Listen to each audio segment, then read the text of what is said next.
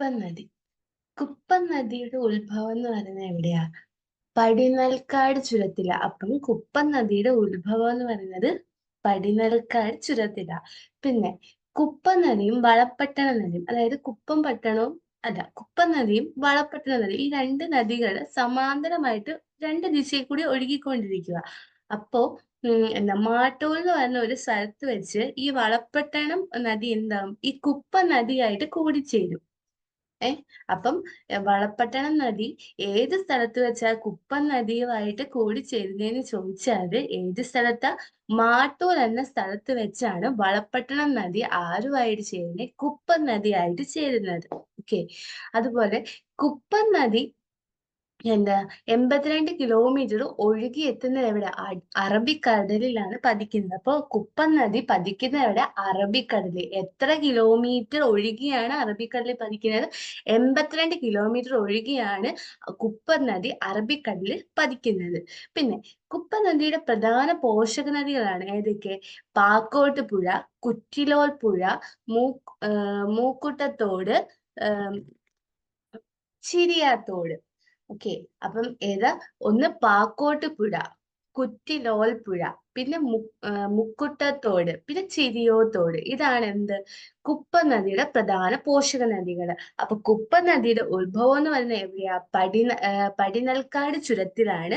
പിന്നെ അതുപോലെ കുപ്പൻ നദിയും വളപട്ടണം രണ്ട് നദികള് സമാന്തരമായിട്ട് ഒഴുകിക്കൊണ്ടിരിക്കുകയാണ്. അപ്പം ഏത് സ്ഥലത്ത് വെച്ചാണ് വളപട്ടണം കുപ്പൻ നദിയായിട്ട് ചേരുന്നത്? മാട്ടൂൽ എന്ന സ്ഥലത്ത് വെച്ചാണ് എന്ത്? വളപട്ടണം കുപ്പൻ നദിയായിട്ട് ചേരുന്നത്. പിന്നെ അതുപോലെ കുപ്പൻ നദി പതിക്കുന്നത് അറബിക്കടലിൽ. എത്ര കിലോമീറ്റർ ഒഴുകിയാണ് കുപ്പൻ നദി അറബിക്കടലിൽ പതിക്കുന്നത്? 82 കിലോമീറ്റർ ഒഴുകിയാണ് എന്ത്? അറബിക്കടലിൽ ആര് പതിക്കുന്നത്? കുപ്പൻ നദി പതിക്കുന്നത്. ഇനി കുപ്പൻ നദിയുടെ പ്രധാന പോഷക നദികളാണ് ഏതൊക്കെ? പാക്കോട്ട് പുഴ, കുറ്റിലോൽ പുഴ, മുക്കുട്ടത്തോട് പുഴ, ചിരിയോത്തോട്.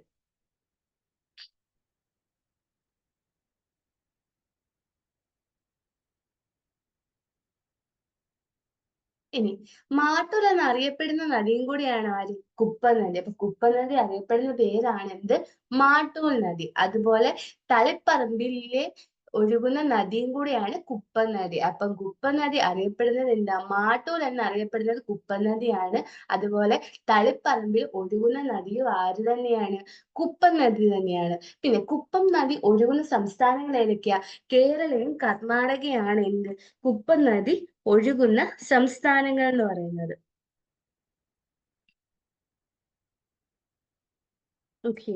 അപ്പം കുപ്പൻ നദിയുടെ ഉത്ഭവം എവിടെ? പടിഞ്ഞൽക്കാട് ചുരം. എവിടെ? കർണാടകയില്. അപ്പൊ പടിഞ്ഞൽക്കാട് ചുരം എവിടെ? കർണാടകയില. അപ്പൊ കുപ്പൻ നദിയുടെ ഉത്ഭവം പടിഞ്ഞൽക്കാട് ചുരം, കർണാടക.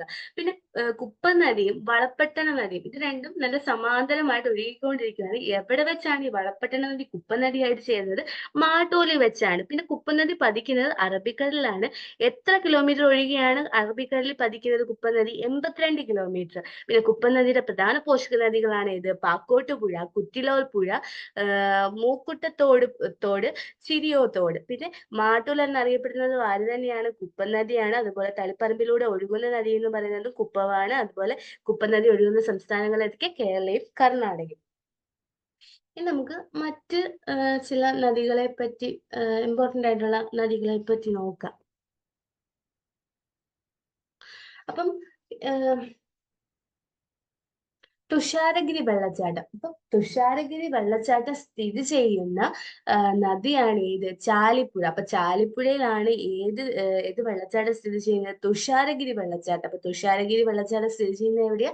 ചാലിപ്പുഴയില്. അതുപോലെ പറവൂർ കായലിൽ പതിക്കുന്ന നദി ഏതാ? ഇത്തിക്കര പുഴ. അപ്പൊ പറവൂർ കായലിൽ പതിക്കുന്ന നദിയാണ് ഏത്? ഇത്തിക്കര പുഴ. പിന്നെ കിളിയാർ തീരത്ത് സ്ഥിതി ചെയ്യുന്ന ഒരു പ്രസിദ്ധ തീർത്ഥാടന കേന്ദ്രമുണ്ട്. എവിടെ? കിളിയാർ തീരത്ത് സ്ഥിതി ചെയ്യുന്ന ഒരു പ്രസിദ്ധ തീർത്ഥാടന കേന്ദ്രമുണ്ട്. ആ തീർത്ഥാടന കേന്ദ്രം ഏതാ? ആറ്റിങ്ങൽ ക്ഷേത്രമാണ്. പിന്നെ അതുപോലെ വാഗമണിൽ നിന്ന് ഉത്ഭവിച്ചിട്ട് വേമ്പനാട് കായലിൽ പതിക്കുന്ന നദിയാണ് ഏത്? മീനച്ചിലാറ്. ഓക്കെ. അപ്പൊ മീനച്ചിലാർ തീരത്ത് സ്ഥിതി ചെയ്യുന്ന പട്ടണം ഏതാ? പട്ടണം എന്ന് പറയുന്നത് കോട്ടയമാണ്.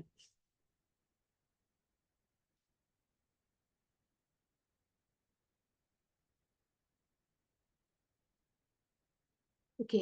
അപ്പം തുഷാരഗിരി വെള്ളച്ചാട്ടം സ്ഥിതി ചെയ്യുന്നത് എവിടെ? ചാലിപ്പുഴയില്. അതുപോലെ പറവൂർ കായലിൽ പതിക്കുന്ന നദിയേത? ഇത്തിക്കര പുഴ.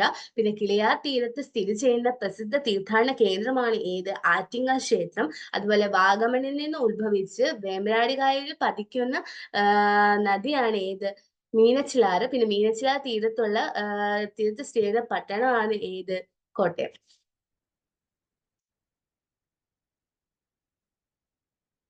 ഇനി അരുവിക്കര പേപ്പാറ ഇതെന്ന് പറഞ്ഞ രണ്ട് അണക്കെട്ടുകള് ഡാം. ഈ രണ്ട് അണക്കെട്ടുകള് സ്ഥിതി ചെയ്യുന്ന എവിടെയാ? കരമനയിലാണ് ഇത് രണ്ടും സ്ഥിതി ചെയ്യുന്നത്. അതായത് അരുവിക്കരയും പേപ്പാറയും പേപ്പാറയും ഈ രണ്ട് അണക്കെട്ടുകൾ സ്ഥിതി ചെയ്യുന്നത് എവിടെയാ? കരമനയില്.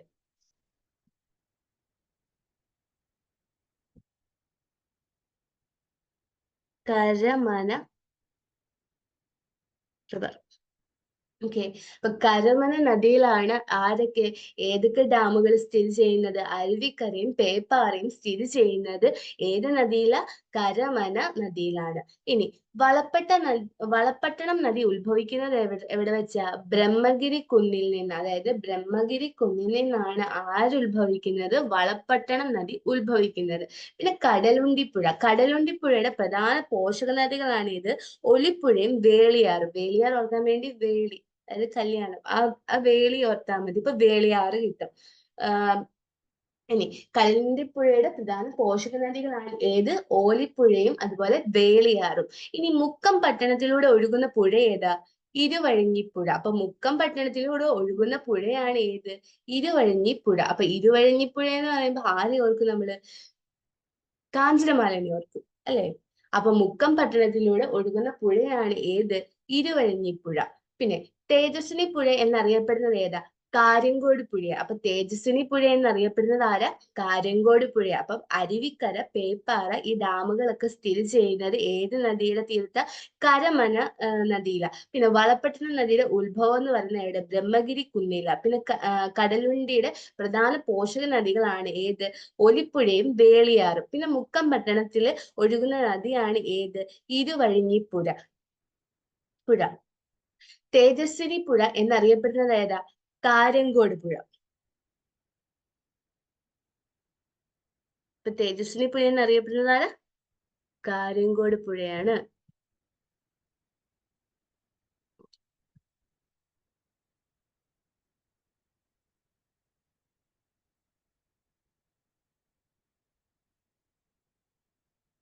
അടുത്തത്, നവായിക്കുളം നിന്നും ഉത്ഭവിച്ച് നടയറക്കായലിൽ ഒഴുകുന്ന നദിയാണ് ഏത്?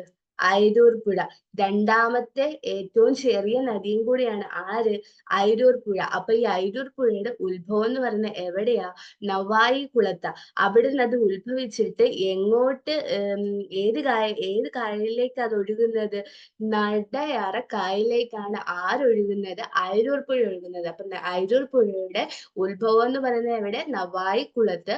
അവിടെ നിന്ന് അത് എങ്ങോട്ട് ഒഴുകും? ഏത് കായലിലേക്ക് ഒഴുകും? നടയറ കായലിലേക്ക് ഒഴുകുന്ന നദിയാണ് ഏത്? അയിരൂർ പുഴ.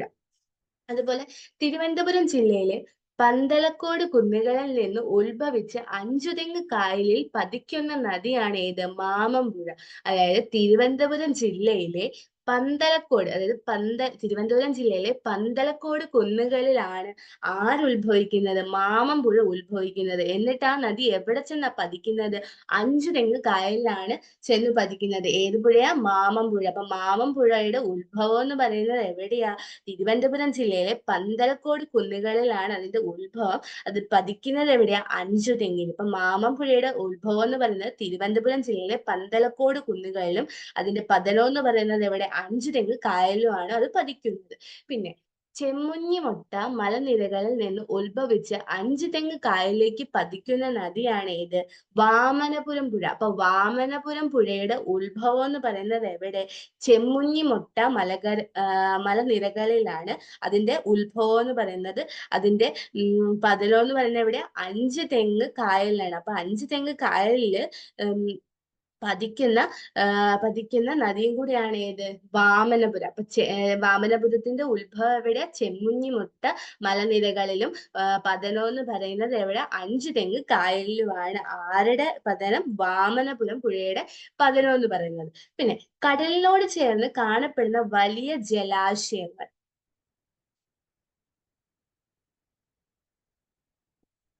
ഓക്കെ. അപ്പം കടലിനോട് ചേർന്ന് കാണപ്പെടുന്ന വലിയ ജലാശയങ്ങളെയാണ് എന്ത് പറയുന്നത്? കായലുകൾ എന്ന് പറയുന്നത്. അപ്പൊ കടലിനോട് ചേർന്നുള്ള ജലാശയങ്ങളെയാണ് എന്ത് വിളിക്കുന്നത്? കായൽ എന്ന് പറയുന്നത്. ഇനി കരയാൽ ചുറ്റപ്പെട്ട വലിയ ജലാശയങ്ങളാണ് എന്ത്? തടാകങ്ങൾ. അപ്പൊ കായലുകൾ എന്ന് പറഞ്ഞാൽ തന്നെ കടലിനോട് ചേർന്ന് നിൽക്കുന്ന ജലാശയങ്ങളെയാണ് കായലുകൾ എന്ന് പറയുന്നത്. കരയാൽ ചുറ്റപ്പെട്ട വലിയ ജലാശയങ്ങളെയാണ് എന്ത് പറയുന്നത്? തടാകങ്ങൾ. കായലുകൾ എന്ന് പറയുന്നത് കടലുമായിട്ട് ചേർന്ന ജലാശയങ്ങളെയാണ് കായലുകൾ എന്ന് പറയുന്നത്. അതുപോലെ കരയിൽ ചുറ്റപ്പെട്ട് വരുന്ന ജലാശയങ്ങളെയാണ് എന്ത് പറയുന്നത്? തടാകങ്ങൾ എന്ന് പറയുന്നത്. ഓക്കെ. അപ്പം തുഷാരഗിരി വെള്ളച്ചാട്ടം സ്ഥിതി ചെയ്യുന്നത് ഏത് നദിയിലാ? ചാലിപ്പുഴയില. പിന്നെ അതുപോലെ പറവൂർ കായലിൽ പതിക്കുന്ന നദി ഏതാ? ഇത്തിക്കരപ്പുഴയാണ്. പിന്നെ കിളിയാറിന്റെ തീരത്ത് സ്ഥിതി ചെയ്യുന്ന ഒരു പ്രസിദ്ധ തീർത്ഥാടന കേന്ദ്രമുണ്ട്. അതായത് ആറ്റുങ്ങൽ ക്ഷേത്രമാണ്. പിന്നെ അതുപോലെ വാഗമണിൽ നിന്ന് ഉത്ഭവിച്ചിട്ട് വേമ്പനാട് കായലിൽ പതിക്കുന്നത് ഏത് നദിയാ? മീനച്ചിലാറ്. അപ്പൊ മീനച്ചിലാറ് തീരത്ത് സ്ഥിതി ചെയ്യുന്ന പട്ടണമാണ് ഇത്? കോട്ടയം. പിന്നെ അതുപോലെ അരുവിക്കരയും പേപ്പാറയും എന്ന് പറയുന്ന രണ്ട് ഡാം. ഈ ഡാം സ്ഥിതി ചെയ്യുന്നത് ഏത് നദീതീരത്താ? കരമന നദിയുടെ തീരത്താണ്. പിന്നെ അതുപോലെ വളപട്ടണം നദിയുടെ ഉത്ഭവം എവിടെയാ? ബ്രഹ്മഗിരി കുന്നിലാണ് ഏതിന്റെ ഉത്ഭവം? വളപട്ടണം നദിയുടെ ഉത്ഭവം എന്ന് പറയുന്നത്. പിന്നെ കടലുണ്ടി പുഴയുടെ പ്രധാന പോഷക നദികളാണ് ഒലിപ്പുഴയും വേളിയാറും. അപ്പം കടലുണ്ടിപ്പുഴയുടെ പ്രധാന പോഷക നദികളാണ് ഏതൊക്കെ? ഒലിപ്പുഴയും വേളിയാറും. പിന്നെ മുക്കം പട്ടണത്തിലൂടെ ഒഴുകുന്ന നദി ഏതാ? ഇരുവഴിഞ്ഞി പുഴയാണ്. പിന്നെ തേജസ്വിനി പുഴ എന്ന് അറിയപ്പെടുന്നത് ഏതാ? കാര്യങ്കോട് പുഴയാണ്. പിന്നെ അതുപോലെ നവായി കുളത്തിൽ നിന്ന് ഉത്ഭവിച്ച് നടയറ കായലിലേക്ക് ഒഴുകുന്ന നദിയാണ് ഇത്? അയിരൂർ പുഴ. അതുപോലെ തിരുവനന്തപുരം ജില്ലയിലെ പന്തലക്കോട് കുന്നുകളിൽ നിന്ന് ഉത്ഭവിച്ച് അഞ്ചുതെങ്ങ് കായലിൽ പതിക്കുന്ന നദി ഏതാ? മാമമാണ്. മാമം പുഴയാണ് എവിടുന്ന്? തിരുവനന്തപുരം ജില്ലയിലെ പന്തലക്കോട് കുന്നുകളിൽ നിന്ന് ഉത്ഭവിച്ച് അഞ്ചുതെങ്ങ് കായലിൽ പതിക്കുന്നത് ഏത് നദിയാ? മാമം പുഴയാണ്. അതുപോലെ ചെമ്മുഞ്ഞിമുട്ട മലനിരകളിൽ നിന്ന് ഉത്ഭവിച്ച് അഞ്ചുതെങ്ങ് കായലിൽ പതിക്കുന്ന നദി ഏതാ? വാമനപുരം പുഴയാണ്. ഇപ്പൊ വാമനപുരം പുഴ ഉത്ഭവം എന്ന് പറയുന്നത് ചെമ്മുഞ്ഞിമുട്ട മലനിരകളിൽ നിന്ന് ഉത്ഭവിച്ച് അഞ്ചുതെങ്ങ് കായലിൽ പതിക്കുന്ന നദിയാണ് ഏത്? വാമനപുരം പുഴ. പിന്നെ കടലിനോട് ചേർന്ന് കാണപ്പെടുന്ന വലിയ ജലാശയങ്ങളെയാണ് എന്ത് പറയുന്നത്? കായലുകൾ. പിന്നെ കരയാൽ ചുറ്റപ്പെട്ട വലിയ ജലാശയങ്ങളെയാണ് എന്ത് പറയുന്നത്? തടാകങ്ങൾ എന്ന് പറയുന്നത്.